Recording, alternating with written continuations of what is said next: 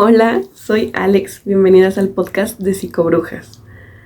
El día de hoy no se encuentra Mari con nosotros porque anda en su rancho, pero eso no iba a quitar la oportunidad de que hiciéramos un capítulo el día de hoy. No sé si sabían, pero el 2 de abril es el Día Mundial de la Concientización y Visibilización del Autismo. Así que, pues vamos a platicar un poquito de esto. No quiero que vean como una segunda parte del que ya hicimos, sino un paréntesis, como para más hablar el por qué es importante conocer y visibilizar el autismo.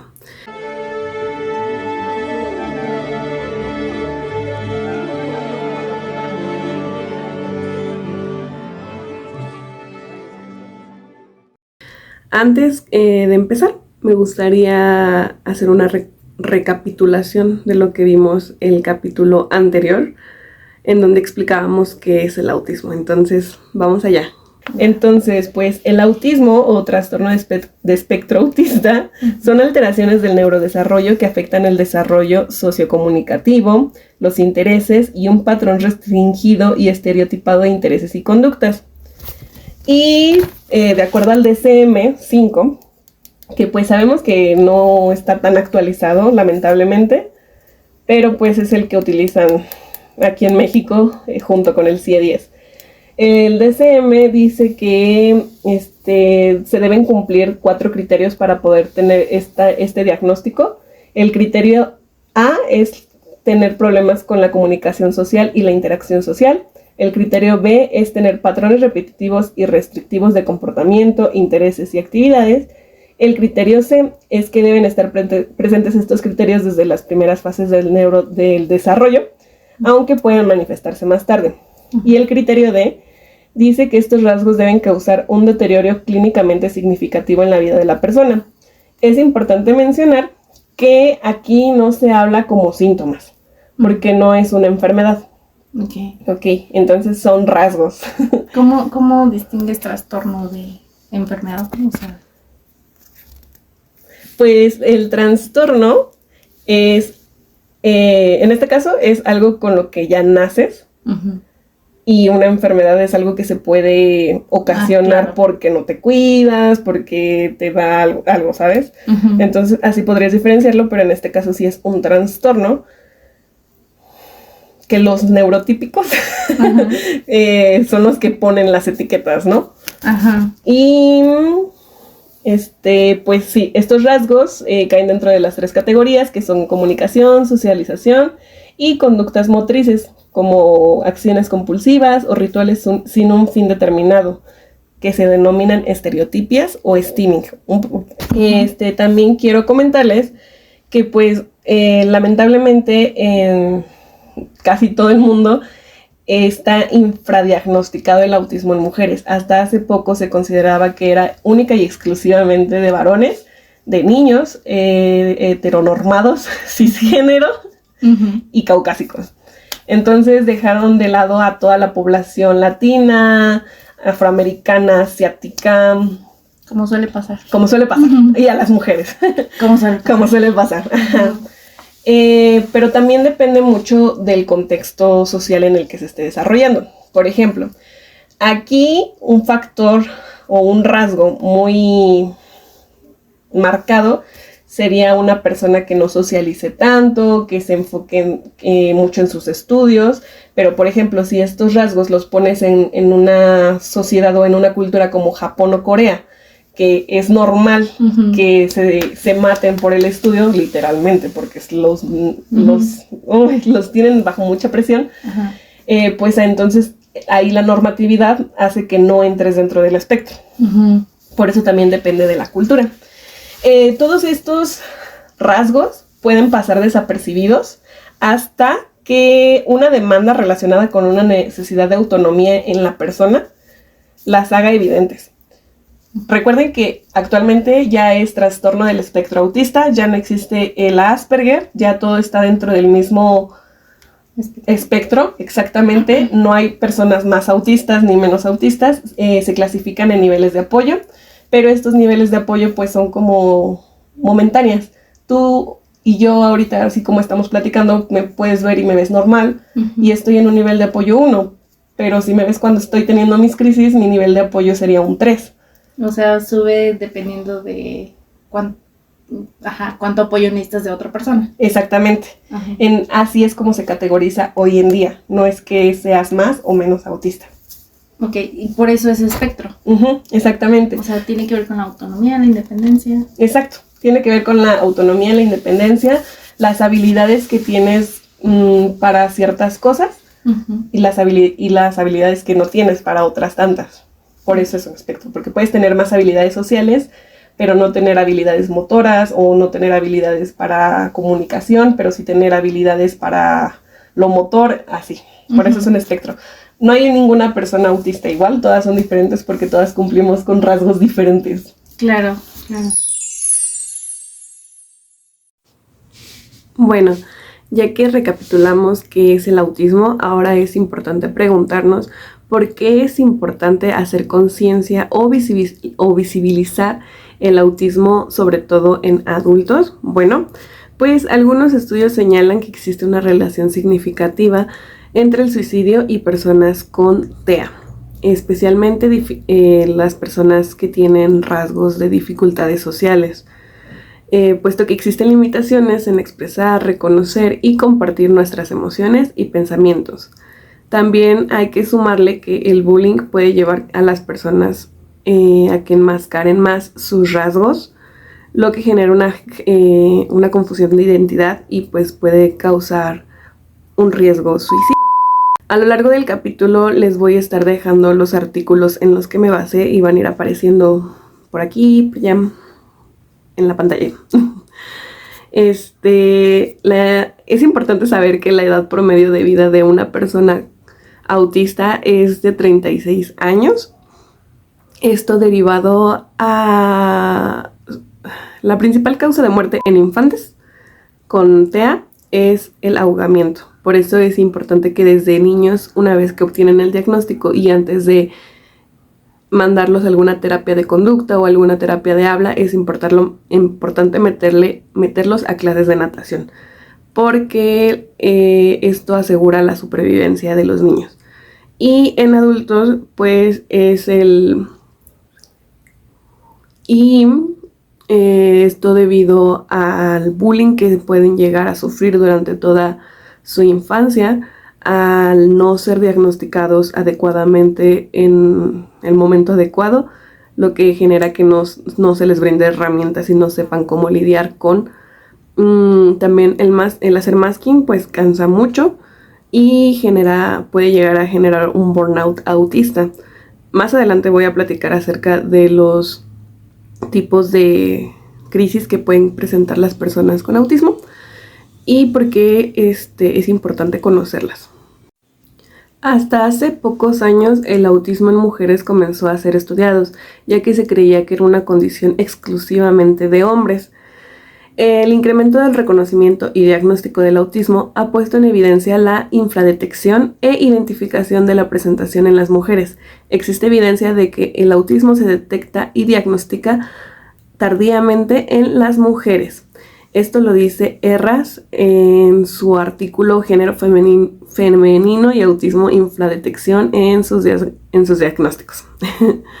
En este artículo pueden encontrar 8 factores relacionados al infradiagnóstico en mujeres.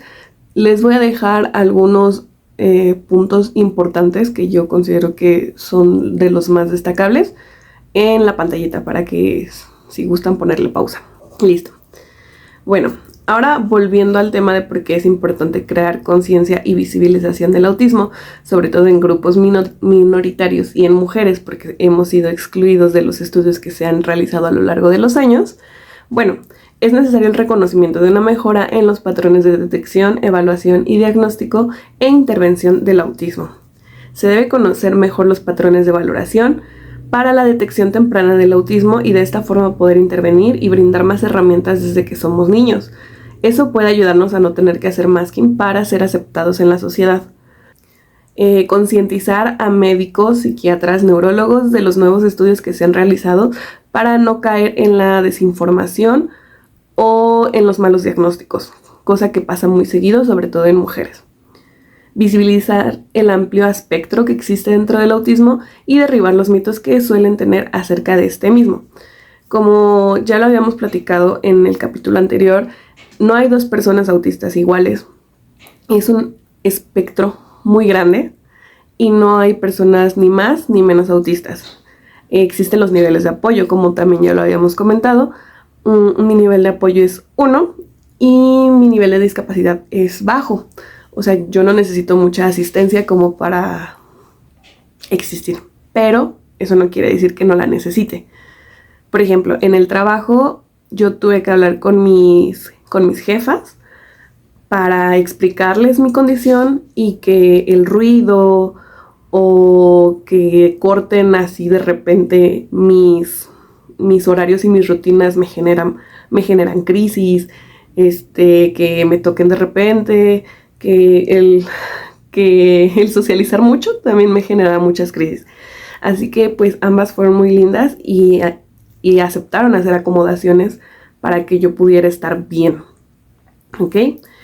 Es importante reconocer que no es que el autismo esté de moda o que ahora todos nos creamos autistas, sino que gracias a las nuevas investigaciones nos hemos permitido acceder al diagnóstico. Digo acceder entre comillas porque sigue siendo un privilegio, ya que, como mencionamos, algunos especialistas no están actualizados, se tienen que tener un nivel socioeconómico pues relativamente alto para poder pagar las terapias, los estudios, los especialistas. Y aunque muchos contamos con servicios sociales públicos de medicina, pues lamentablemente los médicos de ahí no se encuentran actualizados del todo. Ya después les contaré mi historia de cómo fue que yo obtuve mi diagnóstico en uno de estos hospitales gratuitos. Pero sí fue un lío. Bueno, a continuación les voy a pasar un video de una cuenta de TikTok que se llama Estrella de Amor, que habla de por qué es importante visibilizar el nivel de autismo de apoyo 1 y que no porque no se nos note o no se note así a simple vista los rasgos, es importante visibilizarlo y crear conciencia de que nosotros también necesitamos apoyo. Entonces vamos a verlo. Nivel 1, desapercibido, mal diagnosticado, no intervenido y diagnóstico tardío. ¿Por qué pasa esto? El autismo nivel 1, también conocido como autismo de alto funcionamiento, puede ser sorprendentemente difícil de detectar. A menudo las características de este perfil son más sutiles y pueden confundirse con rasgos de personalidad o dificultades sociales comunes. Las personas con autismo nivel 1 suelen tener habilidades de comunicación aparentemente normales, pero pueden enfrentar desafíos significativos en áreas como la interacción social y la flexibilidad en el pensamiento y el comportamiento. La falta de conciencia sobre el autismo nivel 1 contribuye a que pase desapercibido, lo que a su vez puede llevar a diagnósticos tardíos o incluso a la falta de diagnóstico. Esto puede tener graves consecuencias, ya que la intervención temprana es fundamental para proporcionar el apoyo necesario desde el principio. Cuanto antes se identifiquen las necesidades específicas de una persona con autismo nivel 1, antes se pueden implementar estrategias y apoyos adecuados. La intervención temprana no solo ayuda a mejorar la calidad de vida de las personas con autismo, sino que también puede prevenir o mitigar el desarrollo de trastornos adicionales como los trastornos obsesivo-compulsivo y depresión, que a menudo surgen como resultado de la falta de intervención. ¿No sabías que el autismo tiene niveles de apoyo? Guarda este video. ¿Qué consecuencias tiene obtener un diagnóstico tardío? Bueno, para empezar, nunca nos sentimos identificados con las personas, sentimos que somos seres extraños que no encajan en la sociedad, y esto puede llegar al aislamiento social o al hacer masking para tratar de encajar en esta sociedad que nos dicta cómo ser normales. Y como les había comentado anteriormente, pues hacer masking es cansado, es muy cansado. Les voy a explicar por qué. Dentro del vocabulario de la comunidad autista existe la teoría de las cucharas. ¿Qué es esto? A mí me sirve más verlo como con monedas que con cucharas, porque no lo entiendo muy bien con cucharas, así que se los voy a explicar con monedas. Supongamos que todos en general tenemos un presupuesto de 100 pesos diarios. Y para una persona neurotípica, esos 100 pesos le alcanzan y hasta le sobran para salir a socializar por las tardes, o salir al gimnasio, o salir con sus amigos, o ir al cine. Les sobra, les basta, es suficiente, muy bien. El problema con las personas que tenemos autismo o que somos autistas, que la forma correcta es decir que somos autistas, no que tenemos autismos, pero bueno, es que dependiendo de las situaciones sociales en las que nos encontremos, las cosas que hagamos nos van a costar más o menos trabajo. Por ejemplo, yo sé que para mí levantarme y bañarme lleva ¿cómo se dice? Ay, odio que no esté Luna aquí para darme las palabras. Un cronograma. Entonces, me despierto, por ejemplo, a las 5:03 ya tengo que estar prendiendo el boiler. De 5:03 a 5:23 me duermo un ratito para agarrar energías. De 5:23 a 5:40 me baño. De 5:40 a las 6 ya me tengo que arreglar, lavarme los dientes, cepillarme el cabello. Y ya tengo que ir saliendo para tomar la combi. Ok, bueno, esto yo lo hago y sé que me cuestan 10 pesos. Pero si, por ejemplo, en dado caso, ese día se acabó el gas, o no hay agua, o no sonó mi alarma, o por X o Y situación me tardé más, ya no me costó 10 pesos, ya me costó 20 pesos, porque tuve que tratar de solucionar, en dado caso de que yo pueda solucionar. Si no puedo solucionar, tengo que despertar a mi pareja y decirle, oye, ayúdame con esto porque la situación me está sobrepasando. Tal vez para ustedes sea un poco tonto o lo puedan llegar a ver así, pero no quiero que vean así a las personas. Simplemente, pues nos cuesta trabajo. Nuestro cerebro funciona diferente y está acostumbrado a una rutina. Entonces, cuando la rutina cambia, entramos en paro, entramos en alerta y nos cuesta mucho trabajo tomar decisiones cuando nos estamos sobreestimulando. Entonces, pues ahí ya me gasté 10 pesos del presupuesto que tenía para todo el día. Ahora, en la combi, pues yo ocupo, pónganle que 5 pesos, porque ya me acostumbré y me voy durmiendo. Pero ese día no me pude dormir, entonces pues ya tuve que ocupar otros 5 pesos para soportar. Ya llevamos, ¿cuánto? 20, 25, ¿no? No sé. Y en el trabajo hubo un evento social en donde todos tenemos que convivir porque fue el 2 de febrero, porque fue una cena de Navidad, porque X o Y cosa, y no lo tenía contemplado en mi jornada, o sea, en mi calendario, ¿no? Entonces, ahí ya me llevé 50 pesos. Y pues ya todo lo que me llega a sobrar, que es muy poquito, lo utilizo para llegar a casa. Y hay veces en las que a medio camino de el trabajo para acá estoy teniendo crisis. Y es cuando tengo que recurrir a la medicación. Por eso es importante que recuerden que las personas autistas que no se nos nota es porque estamos haciendo masking. Toda nuestra vida nos enseñaron o nos enseñamos a nosotros mismos y somos tan buenos haciendo masking que hacemos parecer que somos normales cuando por dentro nos está llevando la verdura. Por eso sean amables con todos. En que para todo esto de no tener suficiente presupuesto para acabar el día, que hay veces que si tienes cosas que hacer por la tarde y no las puedes postergar, tienes que tomar presupuesto del día siguiente. Y pues el día siguiente ya no tienes 100 pesos, ya tienes 90 o ya tienes 80.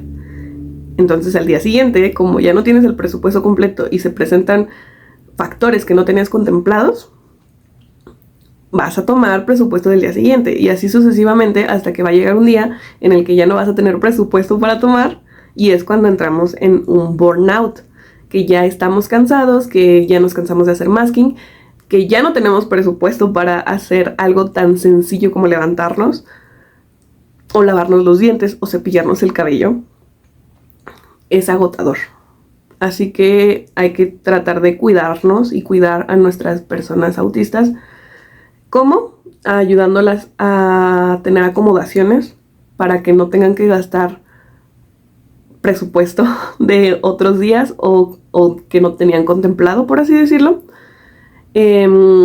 Si su personita autista, bueno, si tienen a alguien o si ustedes son autistas, yo les recomiendo que hagan un nidito con cobijas y almohaditas en algún lugar.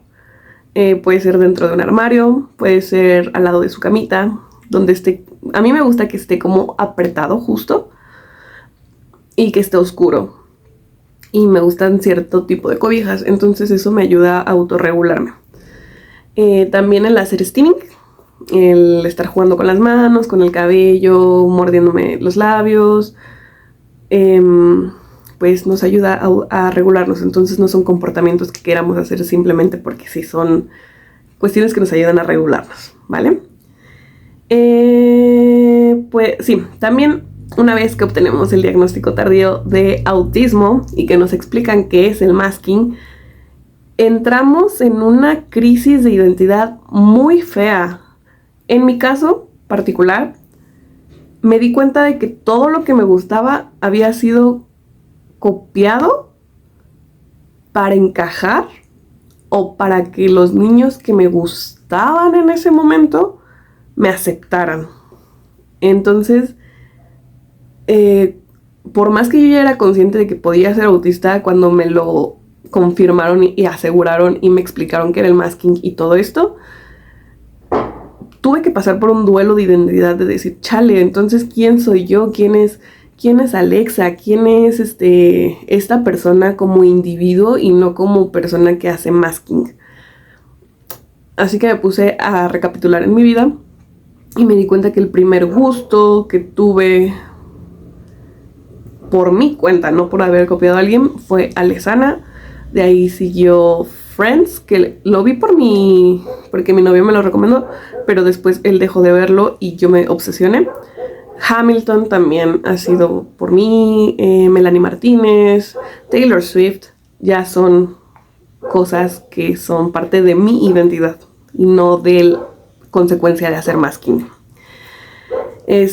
Bueno, también pues obviamente consecuencias que pueden traer el ser diagnosticado tardíamente es la ansiedad y la depresión, el bullying, duelo de pérdida de identidad, trastorno de estrés postraumático, no tener una red de apoyo o sentido de no pertenencia.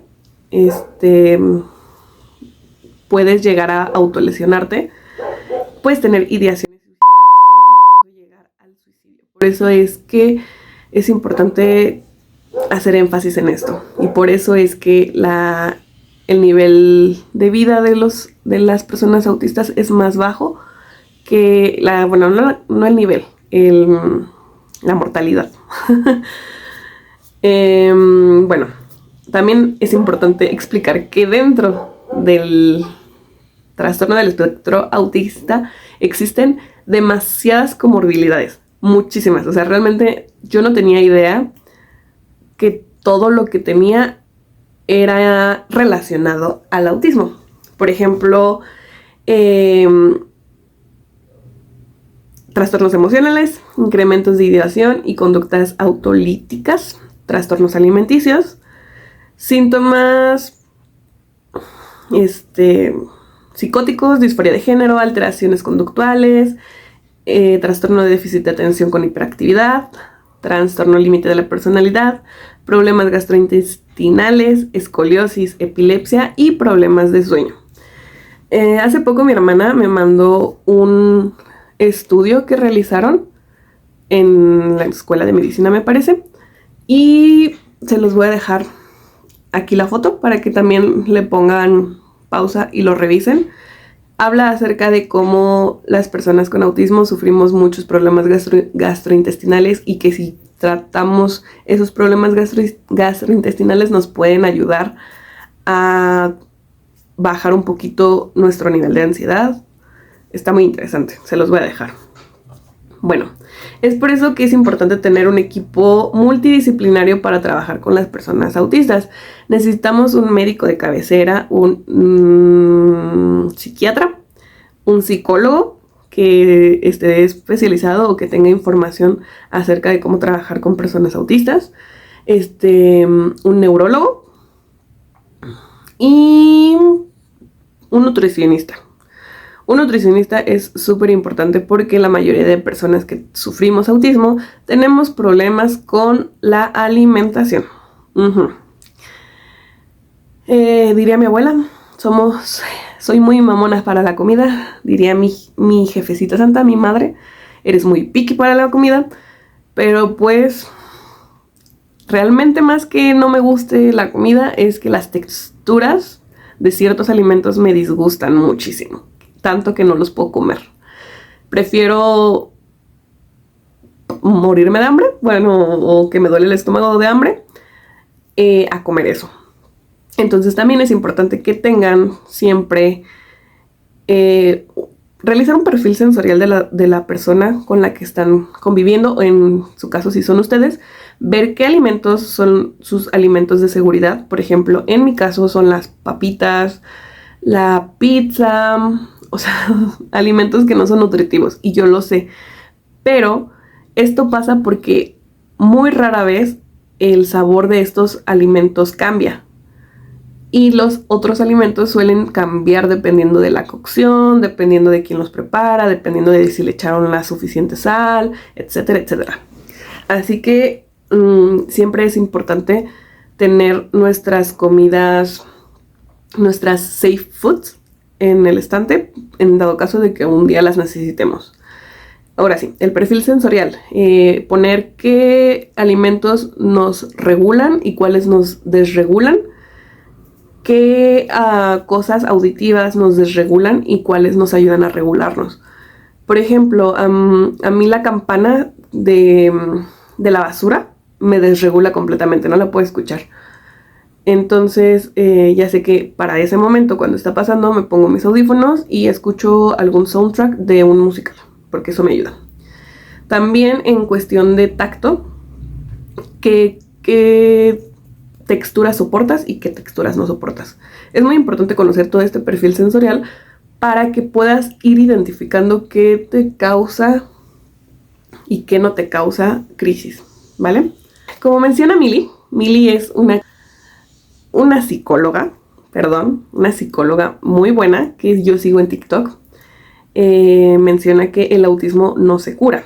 Es importante tener esto en cuenta, ya que durante este mes verás a muchas personas que buscan la cura del autismo.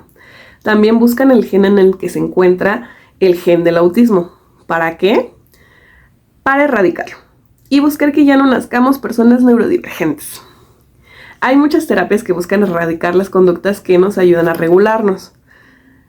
¿Por qué? Por el miedo que puedan sentir los papás al rechazo que puedan tener sus hijos, o que ellos tengan algún tipo de rechazo en la sociedad por tener un hijo autista, o nosotros mismos hacemos masking como para erradicar estas conductas que nos regulan. Por ejemplo, aletear, jugar con nuestros fidget toys, movernos el cabello y todo eso. Balancearnos también nos ayuda mucho, por el miedo al que van a decir. Pero déjense salir. Es muy bonito, ya que aprendes que eso te está haciendo bien, y a dejar de ver qué dicen las otras personas, ¿no? Ok, ¿cómo van a reconocer a este tipo de personas que buscan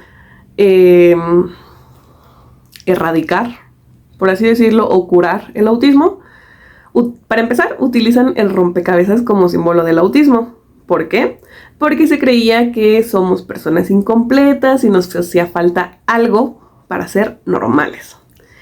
Utilizan también el color azul, un lacito azul, porque como era un trastorno que se creía que era únicamente de varones, pues el azul es de varones, según ellos, según estereotípicamente. Así que pues, por eso, suelen usar un lápiz de rompecabezas azul o de cualquier otro color, o un lazo azul. ¿Qué símbolos sí nos representan como comunidad autista? Porque todos estos símbolos que les acabo de mencionar fueron dictaminados o fueron presentados por personas que no pertenecían a la comunidad autista y que no entendían tal cual el significado del autismo. Así que la comunidad autista, no recuerdo el nombre específico de la persona que dio como sugerencia. Si lo encuentro, se los anoto aquí. Pero el símbolo que nos representa como comunidad autista es el símbolo del infinito. Esto por la gran escala de espectro al que pertenecemos. Como les mencionaba, no hay dos personas autistas iguales. También la abreviación AU de la tabla periódica, que significa oro, por autistas. Y por lo mismo de que AU es oro o dorado, pues pueden encontrar el símbolo del infinito en dorado o lo pueden encontrar con los colores del arco iris, porque hay mucha comorbilidad también de personas autistas que se encuentran dentro de la comunidad LGTQ+.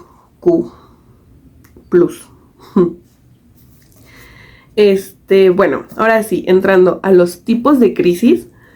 Existen 3 tipos de crisis. Uno ya se les expliqué y si pusieron atención al video lo van a saber responder antes de que lo cuente. Escríbanlo en los comentarios si lo reconocieron. El primero es el shutdown. ¿Qué es un shutdown? Es cuando ya nos sobreestimulamos demasiado, pero interiorizamos e internalizamos todo la rabia, enojo o todo lo que estemos sintiendo y podemos llegar al mutismo selectivo, o sea que no hablamos, nos disociamos, nos alejamos de la gente, o sea, es todo muy interiorizado. Pues, incluso mucha gente no se podría dar cuenta de que una persona autista está sufriendo un shutdown, justamente porque camuflajeamos muy bien esto. Por otro lado está el meltdown. Es todo lo contrario al shutdown. En es cuando comienzas a llorar, cuando comienzas a golpearte, cuando comienzas a lastimarte como para tratar de regularte. Porque sí, hay veces en las que una persona que está teniendo una crisis tan fuerte busca, no conscientemente, sino dentro de la crisis, lastimarse para regularse. A mí me ha pasado en varias ocasiones que me rasguño, me muerdo, me pego en la pared, o sea, así. y pues esas obviamente son más visibles. A algunas personas les ayuda que les pongan peso. Existen algunas cobijas de cierto porcentaje de masa que ejercen presión sobre el cuerpo y eso ayuda a regularnos. También el quitar todos los distractores que estén ocasionando la crisis, irte a tu lugar seguro, o leer algo que te guste, dormirte, sobre todo dormirte. Hay muchas personas que solamente pueden salir de la crisis durmiendo. Y también muchas personas terminamos exhaustas después de tener una crisis, por lo que necesitamos descanso. Sí, es muy importante el descanso en las personas autistas. Y el tercero, de seguro ya lo saben, es el burnout autista. Ese ya se los expliqué más atrasito. Y pues esto ocurre cuando ya agotamos todo el presupuesto que teníamos y cuando nos hemos estado aguantando muchos shutdowns o meltdowns como para querer sobreponernos a la situación, pero llega el momento en el que de plano pues no, y entramos en burnout. Esto hace que gastemos presupuesto más rápido, que necesitemos más horas de sueño, que parece un estado depresivo, pero es muy similar, porque la persona deja de hacer cosas que disfrutaba, ya no se interesa en sus intereses especiales, ya no comen, ya no se la pasan durmiendo. Y esto es porque las personas cuando están pasando por alguna crisis, sea la que sea, necesitamos descanso. Es muy importante que nos den esa oportunidad de descanso. Yo recuerdo, en mi caso, mi familia creo que no ha visto mis crisis más que 3 veces, porque siempre me encerraba en el baño, porque me daba pena que me vieran así, porque muchas veces yo no sabía por qué me estaba sintiendo tan mal. La primera crisis que recuerdo que vieron, y creo que no lo vieron tan mal por el contexto en el que estábamos, fue cuando yo tenía como 9, 10 años más o menos, y fuimos al concierto gratis de Shakira aquí en el Zócalo. Al salir se hizo una aglomeración enorme, me engenté. En ese momento pues yo no sabía que era autista, yo pensaba que pues simplemente me estaba engentando y no podía dejar de llorar. Y estaba muy ansiosa, me dio mucha ansiedad, yo sentía que me iba a morir. Y pues mi familia lo vio, o sea, está normal que esté llorando, pues por todo lo que está pasando. Y nada más me dijeron, relájate. La segunda crisis que vieron fue... yo sufro mucho de insomnio, las personas autistas sufrimos mucho de problemas del sueño, yo sufro mucho de insomnio. Y ya llevaba como 2 o 3 semanas sin poder dormir bien. Así que un día me dormí en la tarde y pues ya me estaba quedando dormida y en eso entró un tío y hizo tanto ruido que me despertó y salí toda enojada gritando de que no podía ser posible, que no respetaran el sueño ajeno. O sea, yo estaba muy molesta y estaba llorando y no podía dejar de berrear. Y me dijeron, cálmate, relájate, no es para tanto, pero sí era para tanto porque yo necesitaba descansar. Y ellos no lo entendían. O sea, no juzgo a mi familia porque pues ellos en ese momento no entendían. Pero sí. Y la tercera crisis que me han visto fue en diciembre. Mi abuelo solamente dijo de broma, porque solemos bromear mucho en la familia, de, ay, pues a ver si el siguiente año me ven todavía en Navidad. Y yo me solté a llorar y fue un llanto inconsolable durante unos 20-30 minutos. Y a esto sumándole que pues ya habíamos socializado, yo ya me había estresado porque en mi familia tendemos a hablar muy alto, si no es que a gritar. Entonces pues ya me habían dicho vete a dormir un rato y yo no quise porque quería seguir disfrutando la tarde-noche con ellos. Así que cuando mi abuelo hizo este comentario tan simple, yo me solté en crisis y de esas veces que lloras que no puedes respirar, que así le haces. Sí, por el contrario, creo que el que más ha visto mis crisis es mi novio. A él sí le ha tocado ver cómo me golpeo, cómo me lastimo, cómo me autolesiono, cómo he intentado detener estas crisis tomando ciertas cosas. Y no es que me quiera morir, simplemente... Para mí en ese momento mi cerebro dijo sí, tiene sentido. Y bueno, ya para terminar, porque creo que ya me alargué bastante, vamos a hacer una segunda parte del video respondiendo a las dudas y comentarios que pusieron, porque este video ya se alargó un poco. Les quiero dejar unas cuentas de TikTok que hablan acerca del autismo. Entonces la primera es @morgaanfoley. Ella hace contenido en inglés. Sound of the Forest hace contenido en inglés. @gisebaso con doble S. De todos modos los voy a ir enlistando aquí. Ella es latinoamericana.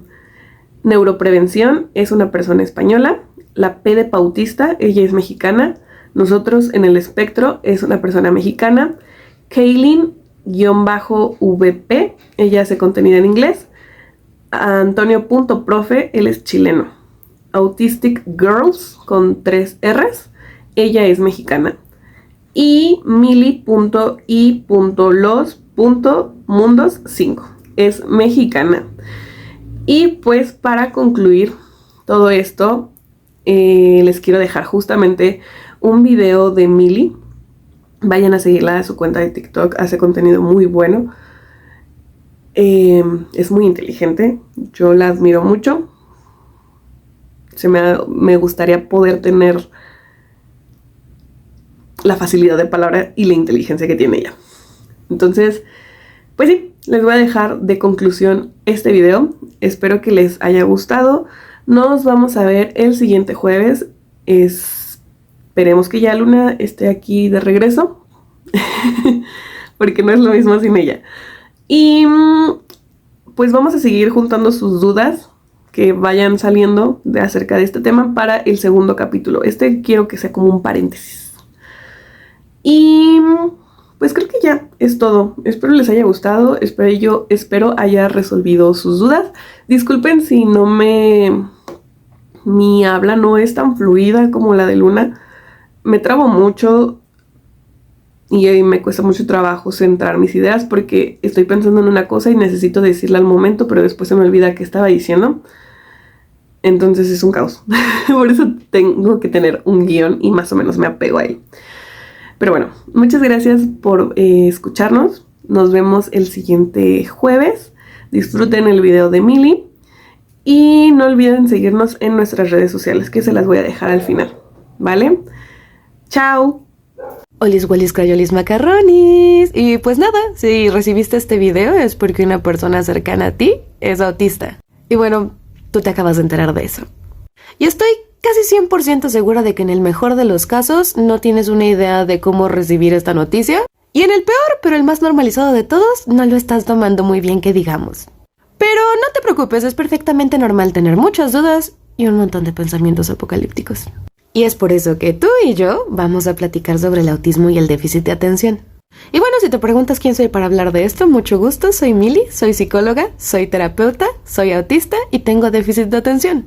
Entonces, venga, lo primero que tú tienes que saber es que el autismo y el déficit de atención no son enfermedades. Sí, yo sé que la palabra trastorno da un poco de miedo. Y sí, también hay muchísima desinformación por ahí que nos hace pensar que estos miedos son legítimos. Pero nada más alejado de la realidad. Verás, una forma muy simple de entender qué es el autismo y el déficit de atención es pensarlo como un tipo de cerebro diferente, que en contraposición con el cerebro neurotípico, que es el que consideramos normal, tiene ventajas y desventajas. Y bueno, es mi deber advertirte que la única razón por la que pensamos que el cerebro neurotípico es el normal es porque es el cerebro más común. Verás, tan solo un aproximado 1% de la población es autista, mientras que un aproximado 8.8% de la población tiene déficit de atención. Y no te preocupes, no es nada malo que seamos poquitos. Recuerda que tan solo un 1% de la población tiene ojos azules y que tan solo un aproximado 12% de la población es zurda. Recuerden, primera cosa que tenemos que entender acá, que algo sea raro no quiere decir que sea necesariamente malo. Ahora, venga, en tanto el autismo y el déficit de atención son simple y sencillamente configuraciones diferentes del cerebro, es perfectamente normal que las personas autistas y las personas con déficit de atención tengan necesidades diferenciadas de las personas neurotípicas, así como pautas comportamentales y de socialización. Es decir, también actuamos diferente y convivimos diferente.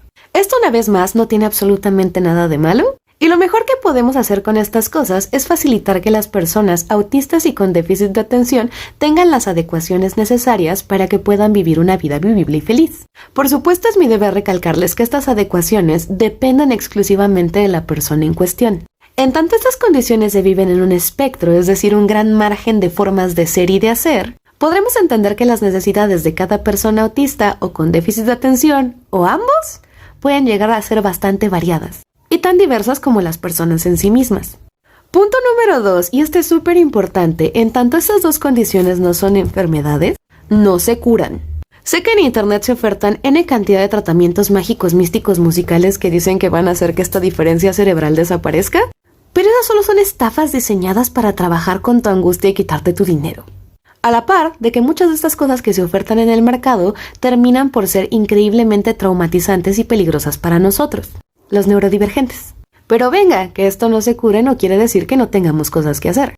Existimos muchos profesionales que trabajamos con personas neurodivergentes. La cosa aquí es que nuestro trabajo se vuelca, 1, a la obtención de adecuaciones sociales y 2, con las concurrencias o comorbilidades.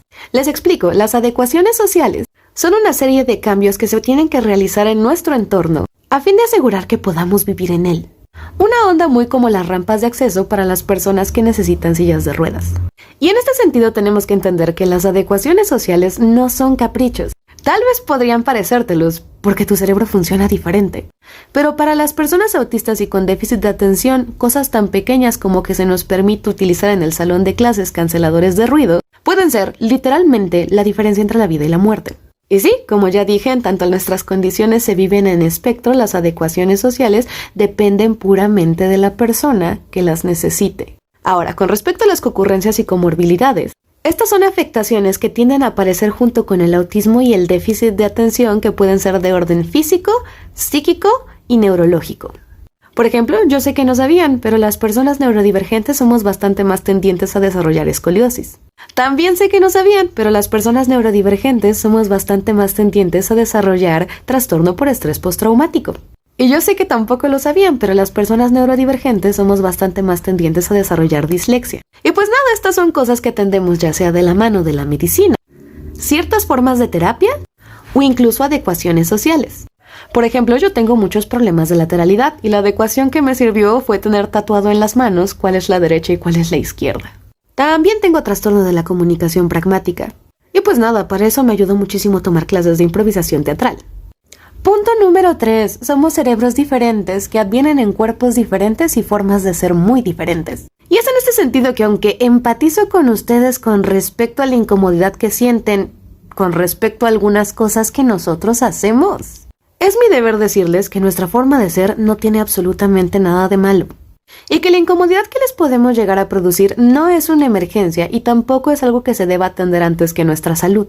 Verán, Internet, que es una cosa muy loca, muchas veces promueve intervenciones terapéuticas que tienen la finalidad de hacer que nuestro comportamiento se parezca al de ustedes. Sin embargo, estas son muy peligrosas para nuestra salud, puesto que pueden advenir en trauma complejo o trastorno de estrés postraumático. Además de que nos vuelven más proclives a desarrollar concurrencias y comorbilidades que reducen nuestra calidad de vida. O sea, gente, yo nací en una época en donde este asunto de la neurodivergencia no estaba tan normalizado y, aunque por eso soy muy buena fingiendo que soy ustedes, eso de fingir que soy ustedes me quitó la capacidad de digerir. No estoy bromeando. Entonces, aquí lo recomendable, y solamente si quieres a tu personita autista y o con déficit de atención viva y feliz, es que aprendas a lidiar con nuestras diferencias. Te lo juro, no es el fin del mundo que no nos guste mantener contacto visual. Como tampoco lo es el hecho de que tengamos que estar en constante movimiento para autorregularnos. Punto número 4.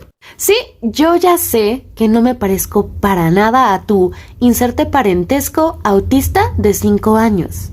Y eso es por principio porque no tengo 5 años, tengo 29. Y pues porque, como ya les expliqué, nuestras condiciones se viven en un espectro bastante interesante. De tal forma que es perfectamente normal que ni yo, ni la persona que te envió este video nos parezcamos a niños pequeños con autismo. Y más aún cuando ustedes solo contemplan como autistas a los niños pequeños que tienen grandes necesidades de asistencia.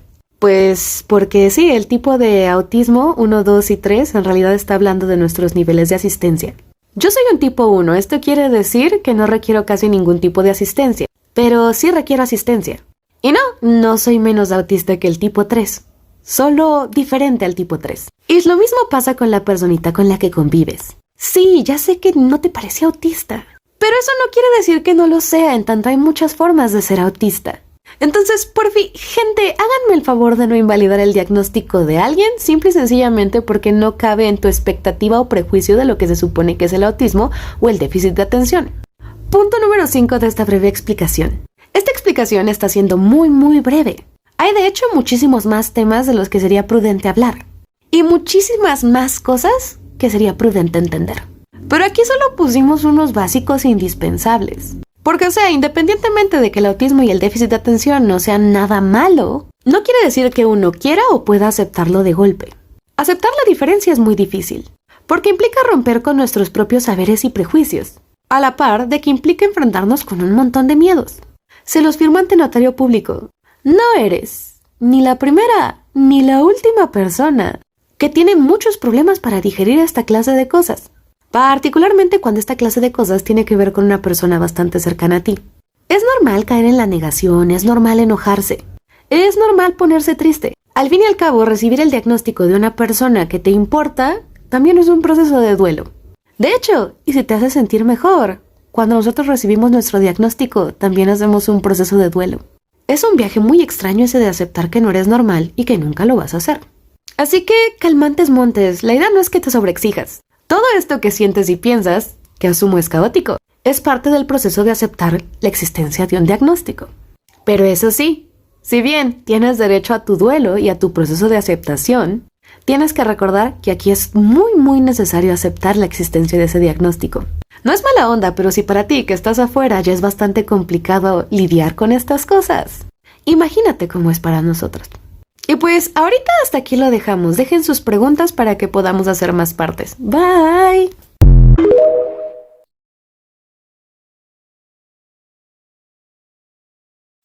No olvides seguirnos en nuestras redes sociales en donde creamos más contenido. En Instagram también tenemos una cuenta especial para lectura que es @lectoraderancho, @psique.lunas y @materialqleche. Hacemos contenido todos los jueves, no lo olvides.